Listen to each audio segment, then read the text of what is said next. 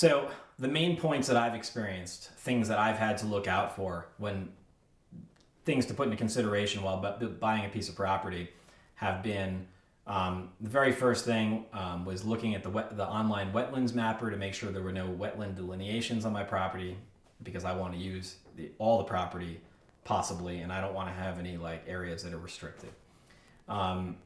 Next thing I did, I walked that property a dozen times, gridded it out, and looked for every possible like thing that I didn't understand about it, and got answers to that, whether it be with an engineer, with the lawyers, with the town planning board, or the code enforcer. It's really important that I needed to understand this property in full before I get started here or purchase it. Next thing I did was talk to the town about all my needs. I want to have a sawmill there. I want to have a shipping container that I use as a kiln.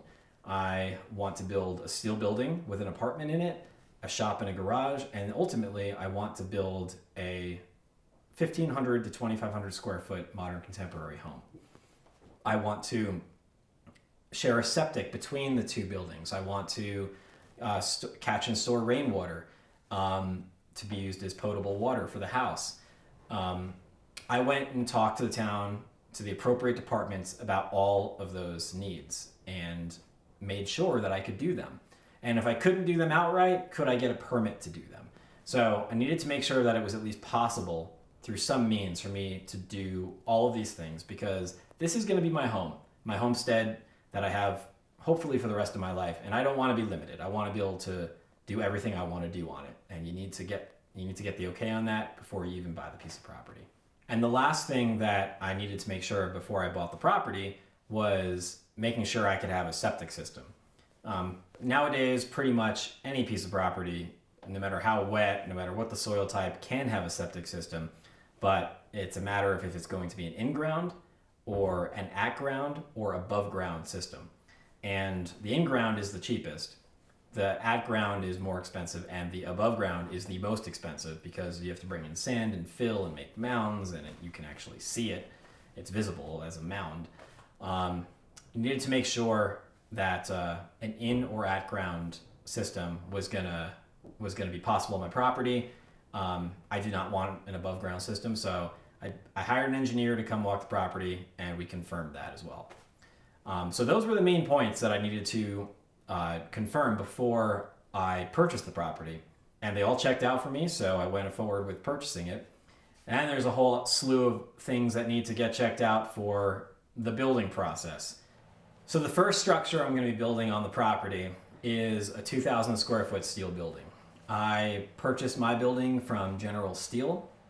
They are highly recommended from a lot of people I know. They're probably one of the biggest steel building manufacturers in the country.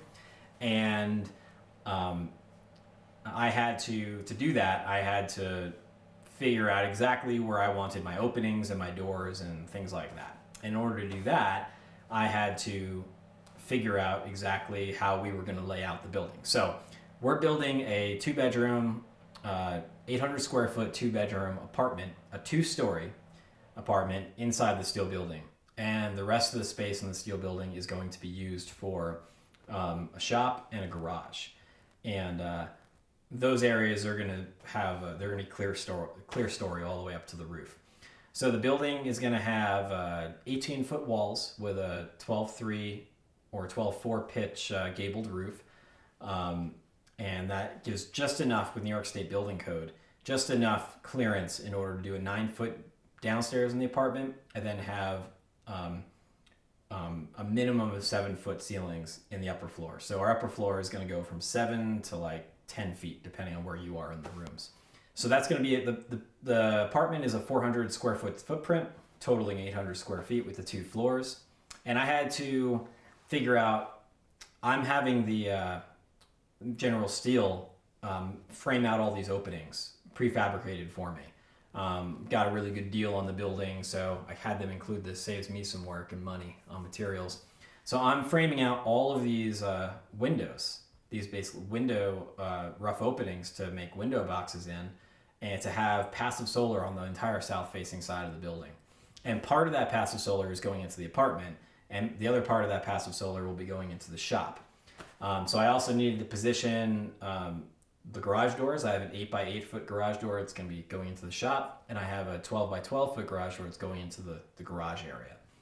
And we had to basically do an entire floor plan of the 2 levels of the apartment, and also work within all the parameters, the limitations of where you can make openings in the steel building from their specs. And we had to give the engineering team over at General Steel a full drawing of exactly where we wanted all our openings and the dimensions of them within all the parameters. That took a while to put together, but we did, and it's done, and that is being made right now. So they're going to provide me with an engineered stamp set of drawings that I can then take to the local building department and talk it over with the code enforcer. And their buildings already meet New York State building codes, so none of this should be a problem. He should just give the okay. I can get my building permit application and then just put that building up. So that's the plan. I'm going to put that guy up first. I'm going to pour the footings and the slab for that, erect the building, going to hire a crane and a scissor lift to do it, and hopefully that'll get done pretty quick, within inside of a week.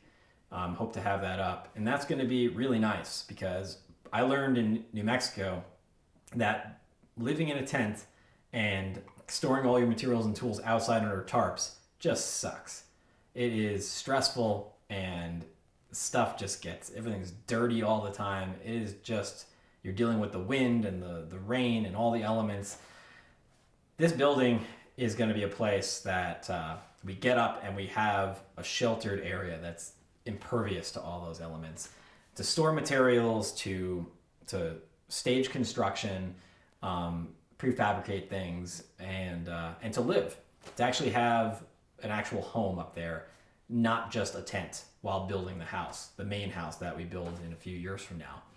I realize that it's probably best to just take the time to get established on the property, to get comfortable, to set yourself up really well before you take on the huge undertaking of building an entire house. All right, so permitting. I'm gonna step through all of the permits that you have to get to build a house, and the order in which you have to get them.